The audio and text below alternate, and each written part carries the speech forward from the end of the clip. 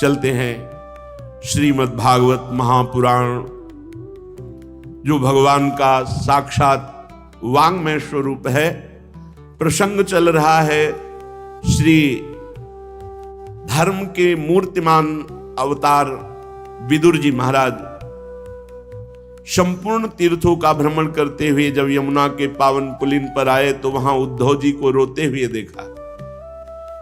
बृहस्पति शिष्य जो संपूर्ण ज्ञान से युक्त हैं, भगवान श्री कृष्ण के मित्र जो संपूर्ण भक्ति से युक्त हैं और श्री कृष्ण प्रेम की मूर्तिमान स्वरूप जो गोपी जन हैं, उनका सत्संग जिनको प्राप्त हुआ, ऐसे प्रेमी महाभागवत इस तरह उदास, खिन्न और रोते हुए ये देखकर विदुर जी को बहुत ही घबराहट पैदा हुई कि ऐसा महाभागवत किसी विशेष परिस्थिति में, वो विशेष परिस्थिति सबसे विशेष हो सकती है, क्योंकि साधारण द्वंद्वों में तो भक्तजन ही निपट लेते हैं, निंदा स्तुति मान अपमान लाभ हानि सुख दुख, ये तो भगवत स्वरूप है। भगवान ने उद्धव जी को कहा है कि उद्धव जी मेरे से अणुमात्र भी कम नहीं है। ऐसे उद्धव जी ने देखा महाभागवत धर्मराज का स्वरूप साक्षात विदुर जी खड़े हुए, हृदय से लगाया। विदुर जी ने कहा, उद्धव जी आपकी स्थिति देख करके हमें बड़ी घबराहट हो रही है, आप बताइए क्या बात है। तो उन्होंने भगवान की लीलाओं का गायन करते हुए बताया कि आज मैं श्री कृष्ण से प्रगट में रहित हो चुका हूं, अर्थात भगवान श्री कृष्ण अंतर्ध्यान हो चुके हैं। और आपने जिन जिन का परिचय पूछा, कौरववंशियों का, यदुवंशियों का, सब पधार गए। भगवान के काल ने सबको समेट लिया है। मैं उन भगवान से रहित हो चुका हूं जिन्होंने 6वें दिन ही पूतना जैसी राक्षसी को वो पदवी दी जो धाय मां को दी जाती।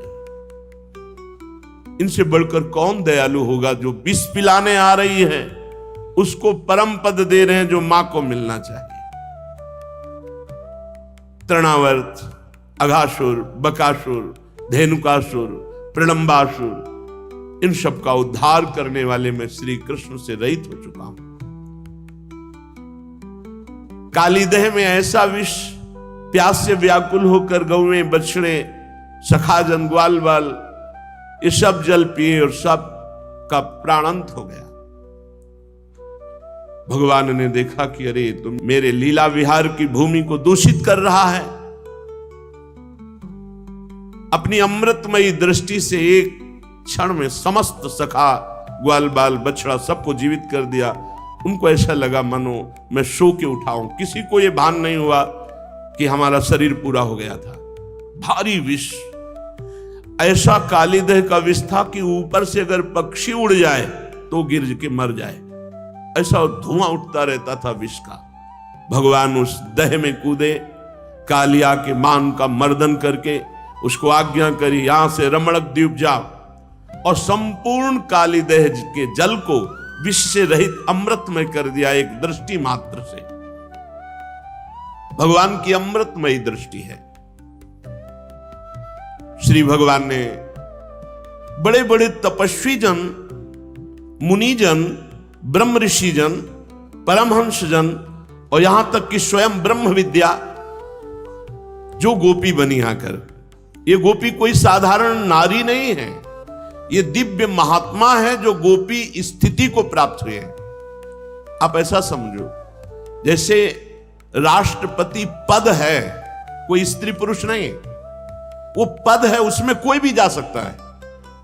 हमारे भारत का कोई भी अधिकार, वो एक पद है, उसमें कोई भी जा सकता है। ऐसे ही गोपी एक पद है, गोपी भाव एक पद है। जैसे सखा भाव तो लगता केवल पुरुष जा सकते, नहीं, कोई भी बालक, वृद्ध, स्त्री, पुरुष, कोई भी भगवत सखा भाव कर सकता है, कोई भी दास्य भाव कर सकता है। ये पदवियां हैं, महान प्रेम रस मार्ग की ये पदवियां हैं, भाव स्थितियां। शांत भाव, दास्य भाव, सख्य भाव, वात्सल्य भाव, गोपी भाव भगवान ने उन ऋषि मुनि, उन श्रुति की ऋचाएं, उन परमहंसों के जिनके हृदय में कांता भाव प्रकट हुआ, उनको वंशीनाथ से मोहित करके अद्भुत रास सुख प्रदान किया। ब्रजवासियों को सुख प्रदान करते हुए श्री भगवान प्रगट लीला में 11 वर्ष तक ब्रज में। उद्धव जी विदुर जी से कहते हैं, इसके बाद भगवान श्री कृष्ण अपने माता पिता देवकी वसुदेव को सुख पहुंचाने की इच्छा से बलदेव जी के साथ अक्रूर जी के द्वारा मथुरा पधारे। वहां शत्रु समुदाय के स्वामी महाबलवान कंस कोई साधारण बलवान नहीं था। कोयलिया पेड़ हाथी 10,000 हाथियों का बल रखता था, उसको अपने अधीन किया। बड़े बड़े राजाओं को परास्त ऐसे खेलते हुए कर दे। तब जरासंध जैसा महाबलशाली राजा जो 20,000 राजाओं को बंदी बनाए हुए था, अपनी 2 पुत्रियों का ब्याह कंस से किया, रीझ कर कि ऐसा महाबलशाली। भगवान कंस को ऊंचे सिंहासन से केस पकड़कर घसीटते हैं। क्यों? इसने देवकी जी का सर्वप्रथम केस ही पकड़ा था गला काटने के लिए, जब आकाशवाणी हुई कि 8वां पुत्र तेरे मृत्यु का कारण बनेगा, तो आज जिससे पुत्र होगा उसी को नहीं रखूंगा। भगवान ने सिंहासन से पटक दिया, पटकते ही उसके प्राण चले गए और उसको केस पकड़कर घसीटा। वही भगवान संदीपनी मुनि के द्वारा अपना शिष्यत्व पुष्ट करने के लिए एक बार उच्चारण किए हुए सांगोपांग चारों वेदों को धारण करते हैं। कौन भगवान पढ़ रहे हैं? जिनकी श्वासों से वेदों का प्रादुर्भाव हुआ है। जाकी श्वास वेद श्रुतिचारी सो हरि पढ़े, ये अचरज बात। शिष्यत्व, जो लोग कहते हैं बिना गुरु के क्या कल्याण हो सकता है, उनको उदाहरण लेना चाहिए। क्या जगत गुरु भगवान श्री कृष्ण को किसी के शिष्य बनने की आवश्यकता है?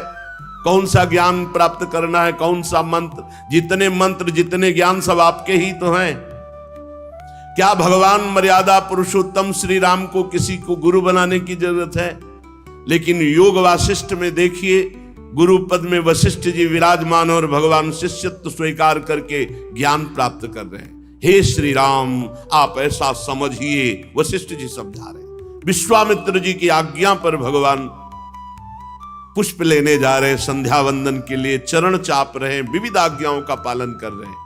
क्या भगवान को किसी की आज्ञा पालन करने की जरूरत है? जो समस्त ऋषि मुनि भगवान की आज्ञा का पालन करते हैं, वेद भगवान की वाणी साक्षात वांग्मय भगवत स्वरूप है। कौन ऐसा है जो वेद का पालन ना करके भगवत प्राप्ति किया हो? प्रारंभ में सबको वेद अनुशासन में चलना होता है, फिर एक स्थिति प्रेम की आती है जो वेदान्नपि सन्न्यस्ति, जो वेद का भी त्याग कर देते, पर चलना वहीं से होता है, प्रारंभ वहीं से होती है। ज्ञान की पूर्णता वेदांत से होती है, प्रेम की पूर्णता वेद के भी सन्यास से, वेद का भी सन्यास। भगवान नीचे बैठे हुए हैं, संदीपनी मुनि ऊपर बैठ करके वेदों का गान कर रहे। एक बार में सारे वेद भगवान ने कंठस्थ कर लिए और दक्षिणा स्वरूप से उनके पधारे हुए पुत्र को ला करके प्रदान किया। भीष्मक नंदिनी रुक्मिणी के सौंदर्य से, उनकी प्रार्थना से, उनके भाव से प्रेरित होकर भगवान वहां गए और रुक्मी और उनके सब मित्रजन, शिशुपाल आदि सहायकों के साथ सबके सिर पर पैर रखकर गांधर्व विधि के द्वारा श्री रुक्मिणी जी का हरण करते हैं और गांधर्व विधि से विवाह करते हैं। जैसे गरुण अमृत का कलश ले आए। रुक्मिणी जी ने कहा था कि आपको इसी विधि से मुझे स्वीकार करना है, अगर आप नहीं आते हैं, ब्राह्मण के द्वारा खबर भेजी थी, तो कोई शिशुपाल आदि स्पर्श भी नहीं कर सकते। मैं अपने शरीर को पूरा कर दूंगी, फिर जन्म लूंगी, फिर भजन करूंगी और आपका ही वरण करूंगी। भगवान ने, रुक्मिणी जी ने जैसा चाहा था वैसा ही किया। हमारे प्रभु का स्वभाव है, जैसे जो लोग समझते हैं ना कि भगवान माखन चोर, भैया जिसके 9 लाख गौवें हो तो वहां बाबा के यहां कुंड बने थे, दूध के, दही के, घी के। अगर लाला दिन भर नए नए कुंडों में नहाए तो भी कम, लाला का नहाना कम हो सकता है, दही कम नहीं हो सकता, दूध कम नहीं हो सकता, घी कम नहीं। रोज हजारों, दसियों हजारों संख्या में तो केवल गोपगण सेवा में थे गौओं की। ऐसा वैभव नंद बाबा का और उनका लाडला, आप विचार करो जरा, चोरी तो तब की जाती है अभाव में। अभाव हो तो चोरी करे, तो फिर ये क्यों लीला में सुना जाता है आज होगी माखन चोरी लीला? ऐसा क्यों कहा जाता है? इसलिए कहा जाता है कि गोपी जनों ने भगवान से ये याचना की। जब वो आती और भगवान की बाल लीलाओं में छकी हुई यशोदा मैया को देखती तो विचार करती कि क्या कभी मेरा ऐसा सौभाग्य हो सकता है, मैं सुंदर गाय का दूध दूं, फिर उसका दही जमाऊं, फिर उसको बिलोऊं, फिर मक्खन निकालूं और ऊंचे पे टांगूं, और लाला चुपके चुपके आवे और फिर वो चोरी चोरी पावे और फिर हम उसे डांट लगावे। तो जैसे मैया के सामने भयभीत होते वैसे मेरे सामने भयभीत, पर मेरे सौभाग्य ऐसे कहां? ये था माम प्रपद्यन्ते तास्ततै भजाम्य हम। मेरे भगवान भक्त के लिए क्या नहीं कर सकते? जब रथ हाँक सकते हैं, चरण चाप सकते हैं, अपना प्रण विसार सकते हैं, तो उस गोपी जनों की भावना पूर्ति के लिए वो चोरी चोरी जाना सखाओं के साथ। ब्रज के बंदरों को बुला लेना। और रामावतार में 14 वर्ष भगवान कभी नगर से बना हुआ भोजन नहीं पाया। आदेश था 14 वर्ष विशेष उदास जीवन व्यतीत करना। भगवान ने पादुका नहीं पहनी, भगवान कभी किसी नगर में नहीं गए, किसी नगर में नहीं। जब सुग्रीव जी ने बहुत प्रार्थना की, विभीषण जी ने प्रार्थना की, लक्ष्मण जी को भेजा राज्याभिषेक के लिए, भगवान नहीं गए। यहां सखा स्वरूप अपने बंदरों को बुलाते हैं, सब आसपास खिड़की के लग जाते हैं, भगवान उनको पवाते हैं, भगवान सखाओं को पवाते हैं, आनंद उत्सव मनाते। और ये गोपी छुप कर देखती, जब देखती हाँ खा चुके अब भागने वाले हैं, बस सामने आ जाते। प्रभु वैसी डरपने की लीला करते, हाथ पकड़ती, चल बहुत प्रवीण बनता है ना, आज मैया से डांट लगाऊंगी, तेरे हाथ जोड़ू गोपी, मैया के पास ना ले जा। यही सुनने के लिए, यही सुनने के लिए प्रभु भय का स्वरूप धारण करते हैं, विनय करते हैं। गोपी आनंद मगन हो जाती है। कोई कोई तो बहुत ही प्रवीण है, इतने पे नहीं छोड़, आज तो मैया के पास ले ही चल। अब आगे जा रही तो बड़े बूढ़े जब आते हैं तो पहले प्रथा थी घूंघट की, घूंघट। अब हाथ, सखा को एक बुलाया और धीरे से हाथ बदल दिया, आप जाके पहले से ही शयन की लीला की। अब वो गोपी दरवाजा खटखटाती, मैया हाँ, इधर लाल जो बोलते, मैया बहुत भूख लगी है, वो देखो दरवाजे पे कोई आया, मैं देखती हूं। और वो ऐसे कहती थी, मेरा लाला चोरी नहीं करता, मेरा लाला बड़ा सीधा है, देखो आज पकड़ के लाई हूं। यशोदा भैया हंस रही है, तो भैया तुम्हें हंसी क्यों है? बोले किसको पकड़ के लाई? मेरा लाला है। अरे मेरा लाला तो अंदर से। पूरे ब्रज मंडल को आनंद में डुबोए प्रभु। भगवान चोरी करेंगे? भगवान को किसी वस्तु का अभाव है? अरे आप उस स्वरूप में मत मानो कि सच्चिदानंद त्रिभुवनपति भगवान, अरे तो अकेले लड़का है, नंद बाबा के कुछ कमी है? वो 10, 20, 50 मन रोज मक्खन बांटे, कमी है वहां।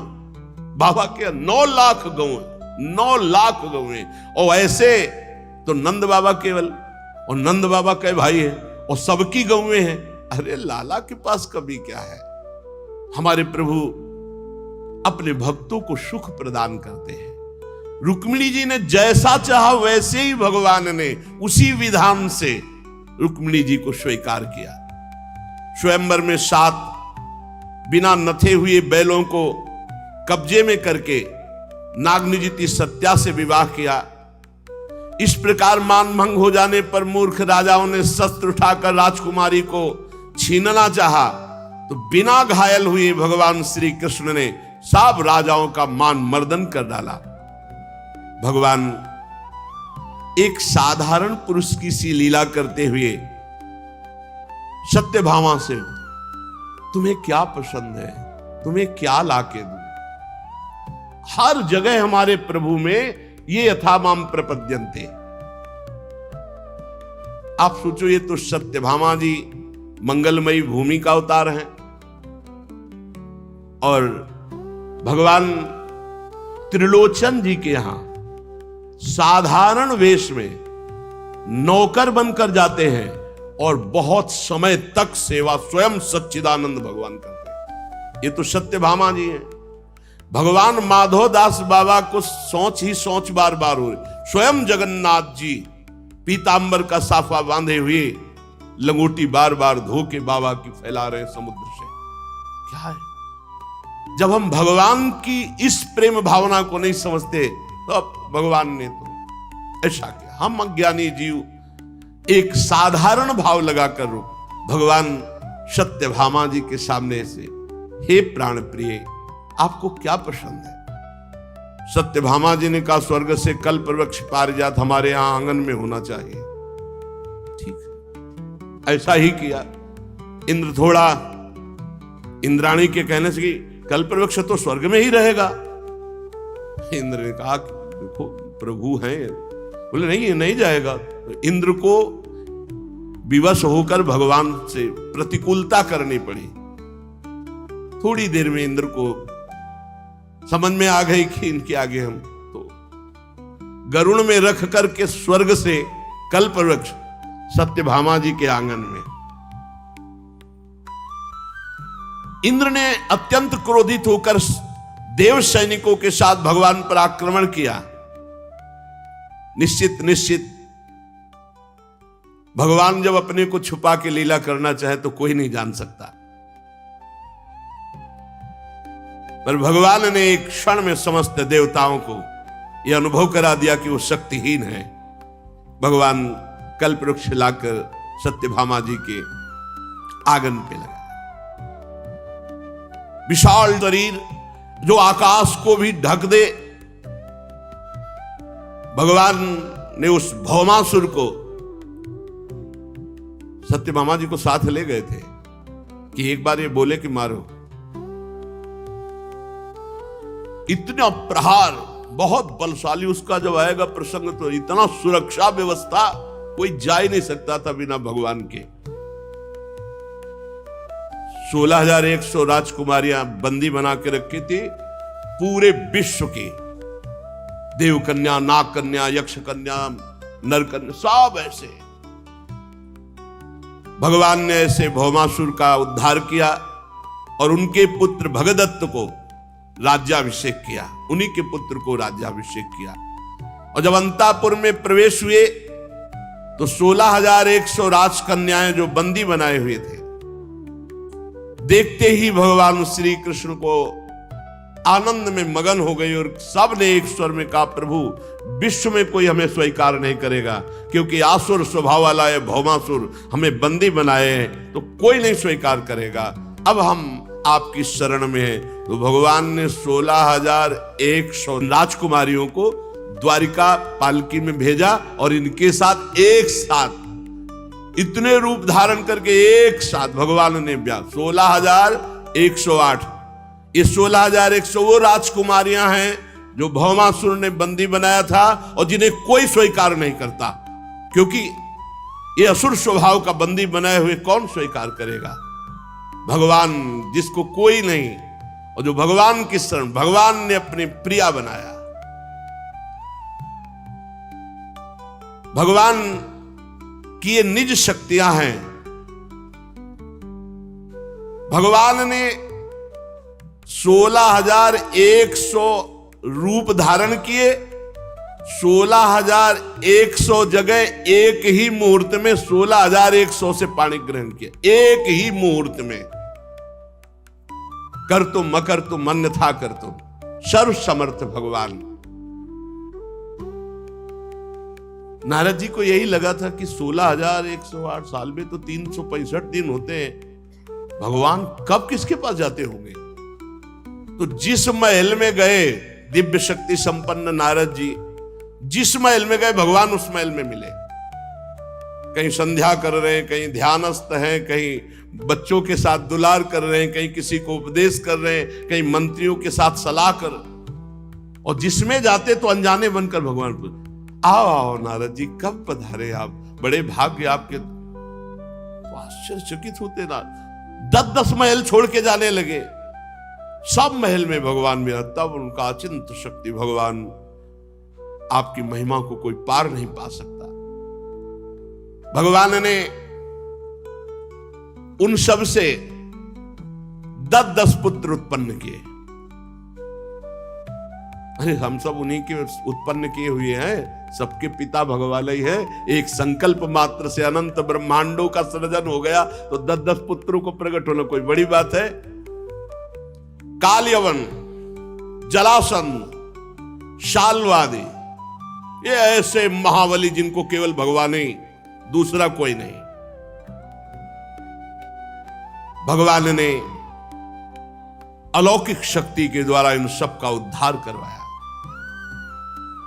विदुर जी, आज मैं उन भगवान से रहित हो गया, वो मेरे प्रभु अंतर्धान हो गए, जिन्होंने संबलासुर, द्विविद, ये द्विविद जो बानर है ये भगवान राम की सेना में था। द्विविद मयंद नील नल अंगद गद विकटास दधिमुख के हर निसठ सठ जामवंत बल राशि। ये द्विविद बहुत बड़ा बलवान। जब भगवान राम की भुजाओं को देखता तो उसको लगता एक बार इन भुजाओं से हमको, लक्ष्मण जी बड़ी दृष्टि से देखा कि प्रभु की तरफ तू देख रहा है, अरे तेरे लिए तो हम ही काफी हैं। वो भगवान श्री राम जी ऐसे, तो लक्ष्मण जी चुप, इसीलिए अगला अवतार बड़े भाई के रूप में लिया कि तुम बार बार तो हमें दबा देते हो, हम नहीं मानेंगे। बलराम जी के रूप में, जब बलराम जी के रूप में आए तो द्विविद जो है बड़ा उपद्रव मचाए, पूरी की पूरी द्वारिका डुबोने के लिए समुद्र से जब ऐसे करता तो जैसे वो ज्वार भाटा ले आते कि प्रांत का प्रांत डूब गए, ऐसा कर। द्विविद ऐसा थोड़ी बानर था कि छोटा मोटा डाल से कूद गया। रावण की नगरी में प्रवेश करने वाले छोटे बानर नहीं होते थे। रावण ऐसा महाबली नहीं था, जिधर जाके भुजा ठोक देता था लोक के लोकपाल खाली हो जाते थे। ऐसे बानर थे भगवान के पास। पढ़ के आगे भागवत में ही आएगा, अभिमान में आकर के बलराम जी रसमय आनंद में विलास में थे, प्रांत का प्रांत ऐसे डुबो रहा था। ऐसे करता तो प्रांत का प्रांत बाढ़ आ जाती समुद्र के पानी से। बलराम जी ने देखा, लक्ष्मण रूप में तुमको नहीं समझा पाए, लेकिन इस बार हम तुम्हें परम धाम में भेजेंगे। हम ज्यादा समझाना नहीं जानते, बलराम जी ज्यादा समझाना नहीं जानते। आगे प्रसंग में आएगा, हस्तिनापुर गए, एक प्रसंग में आता तो समझाया, नहीं समझ में आया, तुरंत हल मूसल का चिंतन किया, मारा हल और कहा पूरी हस्तिनापुर को चकनाचूर करके गंगा में डूबे। आज भी ऐसे गंगा की तरफ झुकी हुई बलराम जी शेषावतार, द्विविद को मार के घूसे में मर, कि किसी अस्त्र शस्त्र की जरूरत नहीं, आशा प्रहार किया, खून बमन करते हुए जाओ भगवान के पास आनंद लो जाके। संबरासुर, बाणासुर, मुर, बलवल, दंतवत, ऐसे ऐसे कृष्णावतार में एक दो कोई थोड़ी थे, बड़े महान महान बलशाली असुर भगवान ने अपनी शक्ति के द्वारा ही प्रेरित करके निमित्त किसी को बनाया। बलराम जी ने या अमुक जी ने, वो भगवान ही योद्धाओं में किसी को स्वयं मारा, किसी को निमित्त बनाकर दूसरों से, जैसे जरासंध को भीम से, पर भीम केवल निमित्त मात्र है, दिखा दिया था। कई दिन हो गए, कुछ फर्क नहीं पड़ा जरासंध में। रात्रि में बड़ा धर्मात्मा भी था। जिस समय वो प्रातः काल ब्राह्मणों को दान कर रहा, उस समय कोई आके गर्दन भी मांग ले तो दे दे, ना शब्द नहीं था। ब्राह्मण ही बन के तो गए थे श्री कृष्ण, चंद्रजू और अर्जुन जी और भीम जी। तो उसने भुजाओं में प्रत्यंचा की रगड़ और चाल देख के कहा कि तुम लोग कपट कर रहे हो, ब्राह्मण तो हो नहीं, पक्का ब्राह्मण नहीं हो, मांगने आए हो तो देंगे जो तुम चाहोगे, क्योंकि मेरे भय से भयभीत होकर ब्राह्मण बन के आए हो, इसलिए मैं वापस तो जाने नहीं दूंगा, लेकिन मैं पक्का कहता हूं तुम ब्राह्मण नहीं हो। क्या बता सकते हो अपना परिचय, आप कौन है? तो बताया, हाँ तुम जो कह रहे हो सही है, मैं तुम्हारा पुराना दुश्मन हूं। भगवान श्री कृष्ण रण छोड़ भगवान लीला किए थे। ये कौन? अर्जुन। ये कोई वीर है, ये कोई हमसे लड़ने लायक? ये वृकोदर महाबली भीम, हाँ ये योद्धा है हमारे। आओ। कई दिन तक बाहुयुद्ध हुआ। रात में स्वयं सेवा करवाता, एक रिश्तेदार की तरह भोजन व्यवस्था, सब, कोई छल कपट नहीं। और दिन में भयंकर युद्ध, जैसे बादल गरजते हैं ऐसे घूंसे का प्रहार होता था एक दूसरे का। कई दिन जब हो गए तो भीमसेन ने इशारे से भगवान से कहा कि नस नस तोड़ दिए, इसलिए अब बस या तो आप इज्जत बचाओ, नहीं इस महाबली जरासंध के आगे अब मेरी बस नहीं रह गई। भगवान ने कृपा दृष्टि से भीम को बलवान किया और कहा, फाड़ दो, ऐसे नहीं मारे मरेगा। फाड़ दिया, फेंक दिया, फिर वो जुड़ गया। अब तो भीम और डर गए कि ये मारे ही नहीं मरेगा प्रभु अब तो भगवान ने फिर उसको विपरीत दिशा में, क्योंकि जरा नाम की राक्षसी ने जोड़ा था, ये प्रकट ही हुए थे दो रूपों में, एक फल पर उसको दो रूपों, तो वो दो रूपों में गर्व, और जो ही कहा जियो जियो, तो जरासंध, जरा नाम की राक्षसी ने संध किया, इसलिए जरासंध नाम पड़ा। तुम मरवाया किसी से हो, लेकिन सामर्थ्य तो इन्हीं की रही है। आपके भाई महाराज विदुर जी जो धृतराष्ट्र हैं और पांडु के पुत्रों का पक्ष लेकर के भगवान ने कुरुक्षेत्र में पहुंची हुई सेना, जिससे भूमि कंपायमान हो रही थी, महाबली कर्ण, दुशासन, शकुनी, ये सब, भीम की गदा, अर्जुन का गांडीव, युधिष्ठिर का भाला, नकुल सहदेव के अस्त्र, इन सब से मारे जा चुके हैं, सब मारे जा चुके हैं। द्रोण, भीष्म, अर्जुन, भीमसेन के द्वारा ये विपुल संहार इन्हीं के द्वारा हुआ, क्योंकि पृथ्वी का भार हरण करने के लिए अवतरित हुए थे। अभी तो मेरे अंश रूप प्रद्युम्न आदि के बल से बड़े हुए यादवों का दुस्सह दल बना हुआ है। भगवान ने विचार किया तो ब्राह्मणों के साप से अपने वंश का संपूर्ण विनाश करवा डाला। बड़ा विचित्र खेल होता है, इनकी लीला विचित्र थी। सामवादी ये सब यदुवंशी बालक आपस में विनोद कर रहे थे, सब नवयौवन, और वहां हजारों महात्मा भगवान के दर्शन के लिए आया करते थे, तो द्वारिकापुरी में वास करते, तो एकांत में वास कर रहे थे, तो सबने कहा आज इनकी परीक्षा लेते हैं महात्माओं की, ये कुछ जानते हुए हैं कि ऐसे ही। तो सांब के पेट में ऐसे बांध करके, जैसे गर्भवती महिला हो, और सुंदर पोशाक धारण करवाकर, सांब बड़े सुंदर थे, जाम्बवती के गर्भ से प्रकट हुए थे भगवान शंकर की आराधना से। देख लो लीला, देखो भगवान श्री कृष्ण ने सांब के प्रकट होने के लिए भगवान शंकर की आराधना की, और उनसे वर रूप में सांब प्रकट हुई थी। क्यों? क्योंकि जो संवरण लीला, जो विनाश लीला है, उन्हें तो सांबई से शुरू हुई, बहुत धीरे धीरे गए। और जो भी लोग युवक सब यदुवंशी थे तो कहा, हे ऋषियों, दंडवत प्रणाम किया, ये हमारे कुल की कुल वधू है, गर्भवती है, ये संतान बालक होगी या कन्या, आप कृपा करके। वो तो त्रिकालज्ञ ऋषि हो, सब देखे, वो उपहास कर ले आए भगवान के लाड़िले बच्चे होकर के, ये ऐसा उपहास करते। एकदम क्रोध आया, भगवत इच्छा, जैसे भगवत इच्छा से कभी अभद्र व्यवहार नहीं हुआ।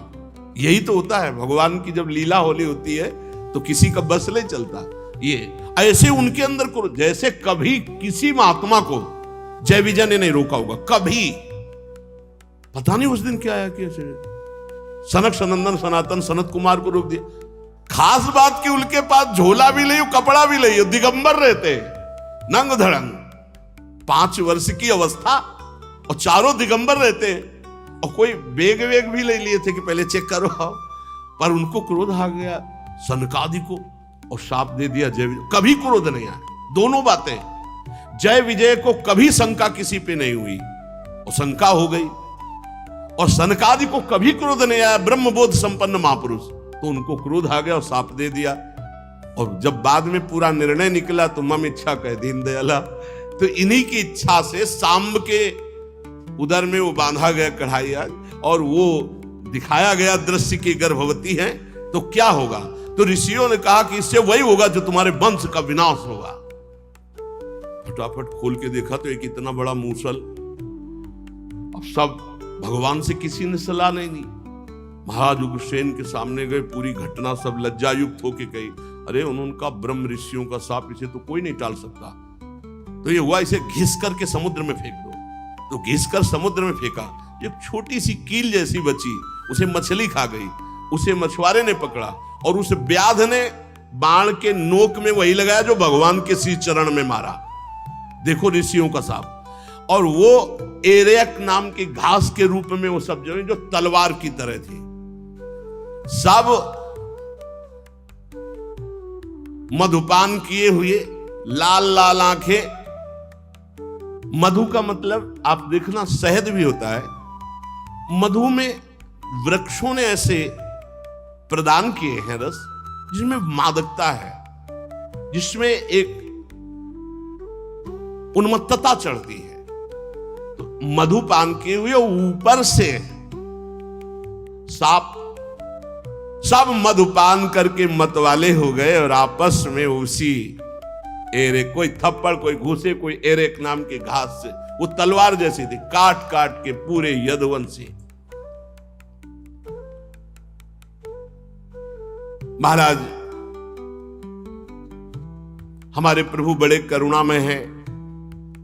उत्तरा के उदर में जो अभिमन्यु ने पुरुवंश का बीज स्थापित किया था, अश्वत्थामा के ब्रह्मास्त्र से एक तरह से वो नष्ट ही हो चुका था, भगवान ने उसे बचाया। बड़ी बड़ी अश्वमेध यज्ञ युधिष्ठिर जी ने भगवान के बल से ही की। विश्वात्मा भगवान द्वारिकापुरी में रहकर लोक और वेद की मर्यादा का पालन करते हुए सब प्रकार के योग की स्थापना की, सांख्य योग आदि, अष्टांग योग सब। क्योंकि ऐसे महाभोग में रहते हुए भी वो परम योगी रहे,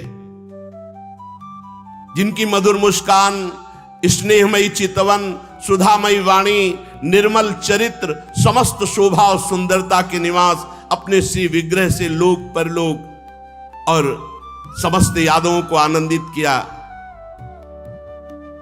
वही भगवान से मैं वंचित हो चुका हूं। वो भगवान हमारे साथ ऐसा किया कि मैं ठगा गया।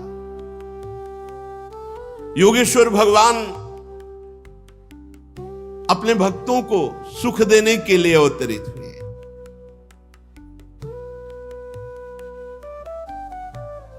कैसे मैं महाराज बताऊं?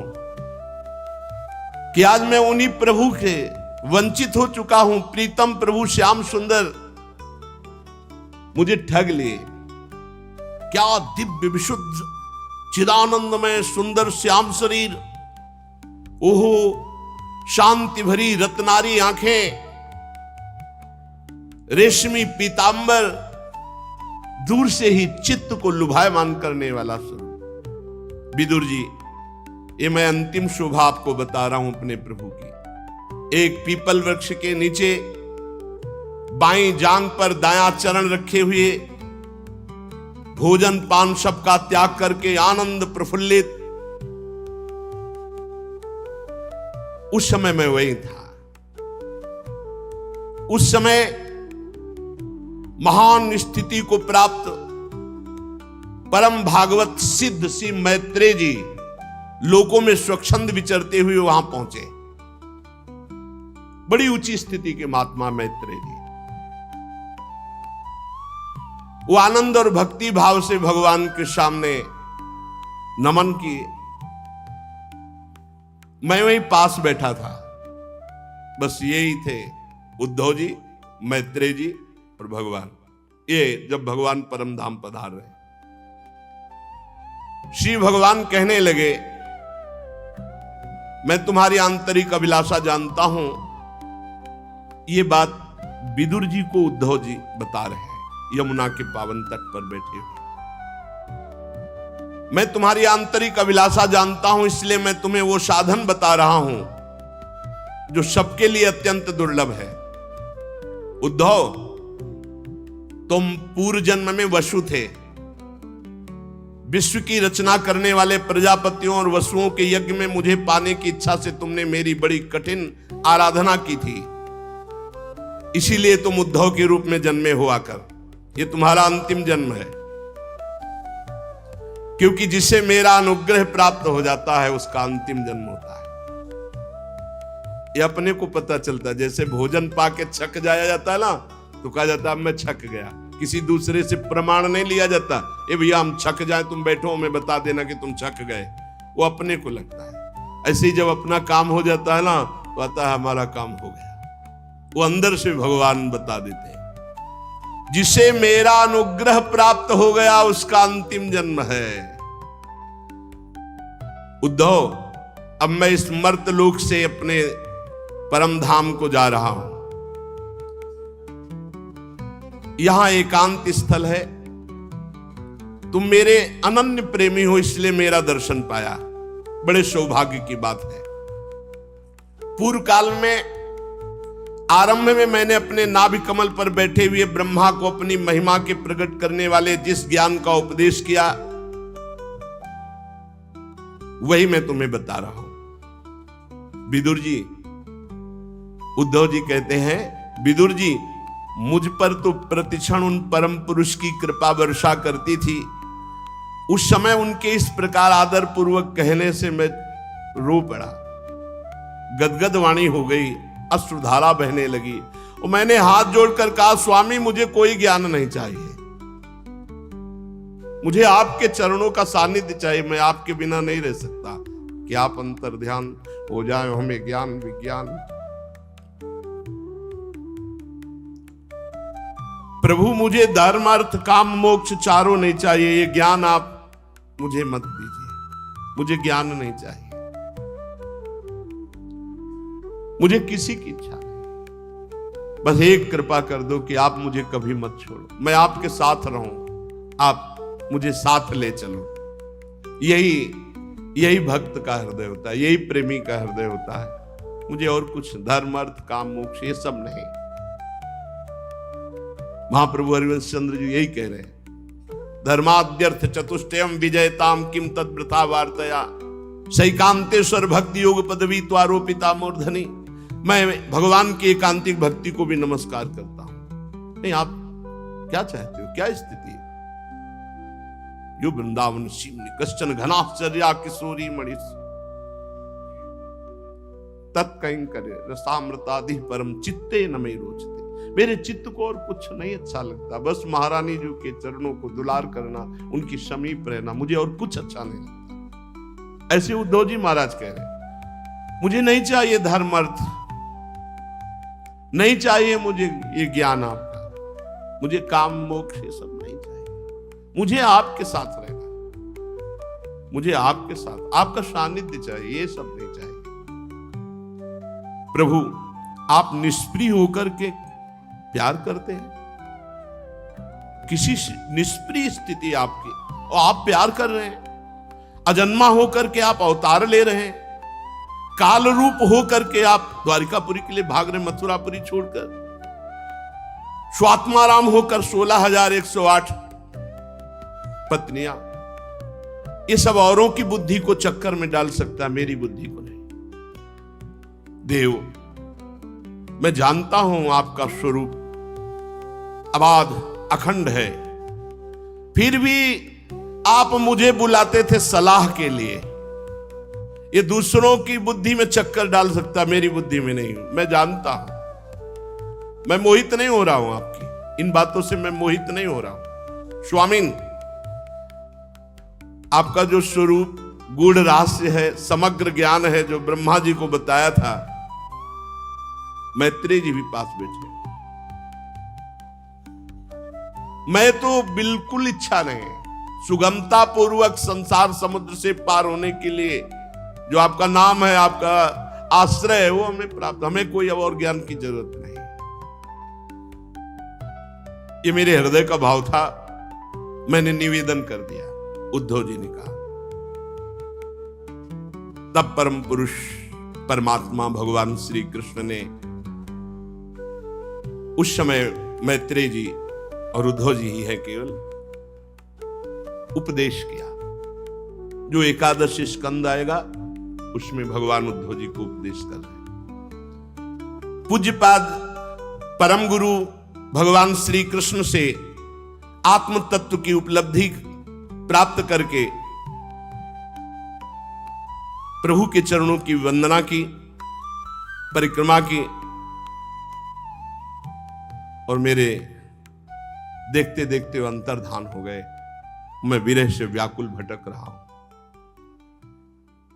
विदुर जी, जो मैं उनके सानिध्य में आनंद प्राप्त करता था, वही मेरा हृदय आज उनके बिना विरह व्यथा से अत्यंत पीड़ित है। अब मैं यहां टिक नहीं सकता, क्योंकि आदेश हुआ था बद्रिकाश्रम जाना और वहां मेरा चिंतन करना। तो हम अपने प्रभु के आदेश से बद्रिकाश्रम जा रहे हैं और वहां भगवान नर नारायण दोनों ऋषियों से हमें मिलना है। भगवान ने ऐसी आज्ञा की है और वहां पहुंचकर कठिन तपस्या के द्वारा भगवान की आराधना करनी है। इस प्रकार उद्धव जी के मुख से अपने प्रिय बंधुओं के विनाश का आशय समाचार सुनकर विदुर जी को बड़ा शोक हुआ कि कौरव सब के सब विनाश को प्राप्त हुए, पर परम ज्ञानी है, तुरंत ज्ञान के द्वारा उस शोक को संभाला। भगवान श्री कृष्ण के परिकरों में प्रधान महाभागवत उद्धव जी बद्रिकाश्रम की ओर जाने लगे। तब कुरुश्रेष्ठ विदुर जी ने श्रद्धा पूर्वक पूछा, उद्धव जी, योगेश्वर भगवान श्री कृष्ण जो ज्ञान उस समय प्रकट किया, क्या वो हम सुनने के अधिकारी हैं? क्या आप कृपा करके मुझे सुनाएंगे? उद्धव जी ने कहा कि एक बात तो रह गई बताने की। जिस समय भगवान ये ज्ञान दे रहे थे, उसी समय उन्होंने आपकी भी याद की और मैत्रेय जी इसको आज्ञा करी कि ये ज्ञान विदुर जी को दे देना। मर्तलोक छोड़ते समय वो आपकी स्मृति की। विदुर जी तो भावमगन हो गए कि भगवान जब अंतर ध्यान हो रहे थे तब हमारा स्मरण किया। मैत्रेय जी से कहा कि यह ज्ञान जरूर विदुर जी को दे देना। बहुत समय तक विदुर जी भावावेश में डूबे रहे कि भगवान ने अंतर ध्यान होते समय हमारी याद की। पूरी रात बीत गई एक क्षण के समान। प्रातःकाल हुआ, चल पड़े महापुरुष अपने। राजा परीक्षित ने पूछा भगवान सुखदेव जी से कि वृष्णिकुल और भोजवंश के सभी रथी यूथपतियों के यूथपति नष्ट हो गए, यहां तक कि साप यदुवंशियों के संपूर्ण नाश का था। त्रिलोकीनाथ भगवान श्री हरि को भी अंतर्ध्यान होना पड़ा, तो ये उद्धव जी कैसे बच गए?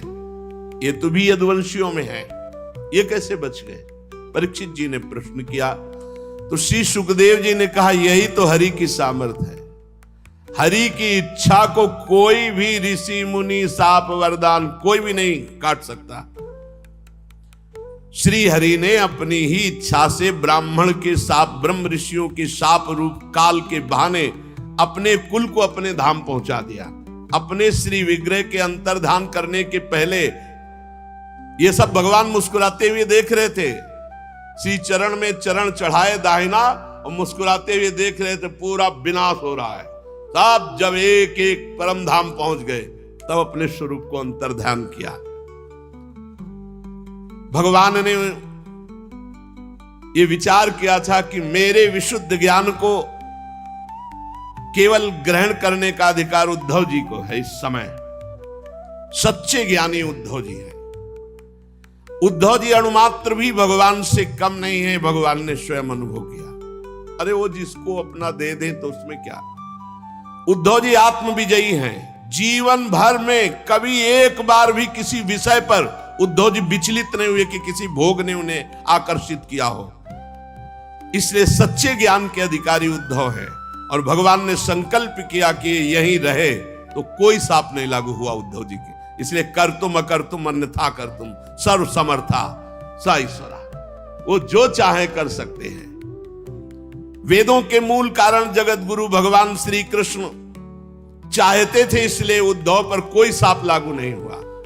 और उद्धव जी को आज्ञा करी, बद्रिकाश्रम में जाओ और समाधि योग के द्वारा मेरी आराधना करो। जितना शेष समय है आराधना में व्यतीत करो। कुरुश्रेष्ठ परीक्षित, परब्रह्म परमात्मा भगवान श्री कृष्ण ने लीला से ही अपना श्री विग्रह प्रकट किया और लीला से ही उसे अंतर्ध्यान कर दिया। उनका अंतर्ध्यान होना भी धीर पुरुषों का उत्साह बढ़ाने वाला है। परम भागवत उद्धव जी के मुख से उनके प्रशंसनीय कर्म इस प्रकार अंतर्ध्यान होने का समाचार जान करके भगवान परम धाम जाते समय मुझे स्मरण किया। इस बात से जब उद्धव जी चले गए तो चिल्ला चिल्ला कर विदुर जी रोने लगे, क्योंकि उस समय तो गंभीर शांत हो गए। जब उद्धव जी चले गए तो विदुर जी रोने लगे। इसके पश्चात सिद्ध शिरोमणि विदुर जी यमुना तट से चलकर फिर गंगा किनारे पहुंचे। वहां पता चला कि अमुक जगह मैत्रेय जी रहते हैं। परम ज्ञानी मैत्रेय मुनि हरिद्वार क्षेत्र में एकांत में विराजमान थे। भगवत भक्ति से शुद्ध हृदय वाले परम ज्ञानी विदुर जी उनके पास पहुंचे और प्रणाम करके पूछा। विदुर जी ने कहा, भगवान आपको संपूर्ण ज्ञान दे गए हैं। मैं आपसे कुछ प्रश्न करता हूं।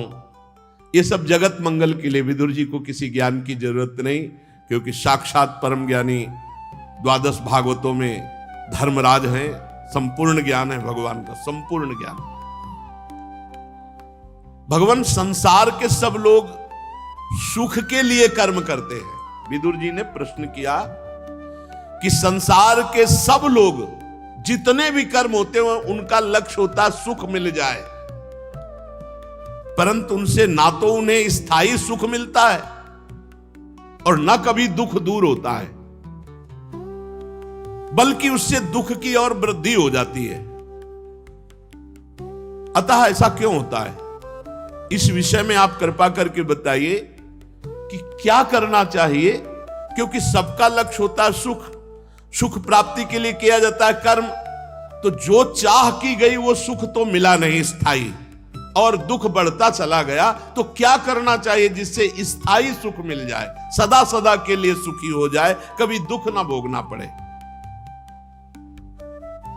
जो लोग दुर्भाग्यवश भगवान श्री कृष्ण से विमुख हैं, अधर्म परायण हैं, अत्यंत दुखी हैं, उन्हीं पर कृपा करने के लिए आप जैसे भगवत भक्तों का इस संसार में अवतार होता है, और वो अवतरित होकर भूले हुए प्राणियों को भगवान की राह बताकर परम सुख का मार्ग देते हैं। मैत्रेय जी, मुझे उस शांतिप्रद साधन का उपदेश कीजिए जिसके अनुष्ठान से भगवान हृदय में प्रकाशित हो जाते हैं, अपने स्वरूप का बोध हो जाता है, अपरोक्षानुभव। वो मैं आपसे उपदेश चाहता हूं। और महाराज, त्रिलोकी के नियंता परम स्वतंत्र भगवान श्री हरि जो जो अवतार लेकर लीलाएं करते हैं, अकर्ता होकर भी उन्होंने कल्प के आरंभ में सृष्टि की रचना की, इसे स्थापित किया, जीवों की जीविका का विधान किया, फिर इन सब को समेट करके वृत्ति शून्य होकर योग माया का आश्रय लेकर शयन करते हैं। तो योग योगेश्वरेश्वर भगवान श्री कृष्ण संपूर्ण ब्रह्मांड की रचना करते हैं, पालन करते हैं, लय करते हैं। मैं समझना चाहता हूं कैसे करते हैं। भगवान सदैव अपने भक्तों की रक्षा के लिए, प्रेमियों के लिए, भूमि के लिए, देवताओं के लिए, गौ के लिए वो अवतार लेते हैं। मैं श्री हरि के लीलामृत का पान करते करते कभी तृप्त नहीं हो पाया, इसलिए मैं आपके श्रीमुख से सुनना चाहता हूं। मैं सुनना चाहता हूं भगवान की विभिन्न विभूतियां कौन कौन सी है, कौन कौन से रूपों में भगवान अपनी विभूतियों के रूप में इस जगत में विराजमान है। भगवान श्री कृष्ण जी के कथामृत का प्रवाह समस्त पापों का नाश कर देता है। मैं स्वल्प सुखदायक धर्मों के विषय में कुछ नहीं जानना चाहता। मैं तीर्थपाद भगवान श्री कृष्ण के गुणानुवाद से कभी आज तक तृप्त नहीं हुआ, इसलिए बहुत प्यास है। नारद आदि महात्मागण आप जैसे साधुओं के समान में भगवान के नाम का कीर्तन, भगवान की कथा का कीर्तन करते हैं, गायन करते हैं। जब नाम कीर्तन और कथा कीर्तन मनुष्यों के श्रवणेंद्रिय में प्रवेश करता है तो उनके संसार चक्र का नाश करके भगवत प्राप्ति करा देता है। सीधे भगवत प्राप्ति, भगवत चर्चा सुनना, नाम कीर्तन करना, नाम कीर्तन सुनना। भगवान आपके तो मित्र हैं भगवान श्री कृष्ण द्वैपायन व्यासदेव जी। भगवान के गुणों की इच्छा से उन्होंने चारों वेदों को सारांश में करके महाभारत के रूप में रच डाला। मनुष्यों की बुद्धि भगवान की कथाओं में लग जाए तो और किसी धर्म के चक्कर में पड़ने की जरूरत नहीं, उसी से कल्याण हो जाए। सा श्रद्धा धानस्य विवर्धमाना विरक्ति मन्यत्र करोति पुंसः हरेः पदानुस्मृति निर्वृतस्य समस्त दुःखात्ययमा सुधत्ते। जब कोई श्रद्धालु कि वहां सत्संग हो रहा, भगवत चर्चा हो रही, चलता है, एक एक कदम यज्ञ के समान होते हैं। और वो जब जाकर वहां कथा सुनता है तो उसके हृदय में उमंग आती है, उत्साह आता है, आनंद आता है। वो उस आनंद के बल से विषयानंद का त्याग करके वैराग्य भाव को प्राप्त होकर भगवत चरणारविंद के निरंतर चिंतन में आनंद मगन होने के लिए विकल हो जाता है। और उस पुरुष की विकलता सारे पापों का नाश करके, दुखों का तत्काल अंत करके भगवत प्राप्ति की योग्य बना देती है। मुझे तो सोचनी की भी सोचनी अज्ञानी पुरुषों के लिए बड़ा खेद है, जो अपने पिछले पापों के कारण जहां भगवान श्री हरि की कथा होती वो कथा सुनने नहीं जाते, विमुख रहते हैं। विदुर जी कह रहे हाय तान छोच सोच्यान विदोन सोचे हरे कथायाम विमुखा नघेन क्षीणोति देवो निमिषस्तु एषा मायुर्व्रथावाद गति स्मृति नाम। बड़े सोचनीय लोग हैं जिनको भगवान की कथा कि अमुक जगह हो रही और सुनने नहीं गए, खेद है। पिछले पाप उन्हें भगवान की कथा में जाने से विमुख कर देते। हाय, काल भगवान उनके अमूल्य जीवन को नष्ट कर रहे। वाणी, देह और मन से वो व्यर्थ बकवाद, व्यर्थ चेष्टा, व्यर्थ चिंतन करके दुर्गति को प्राप्त होते हैं।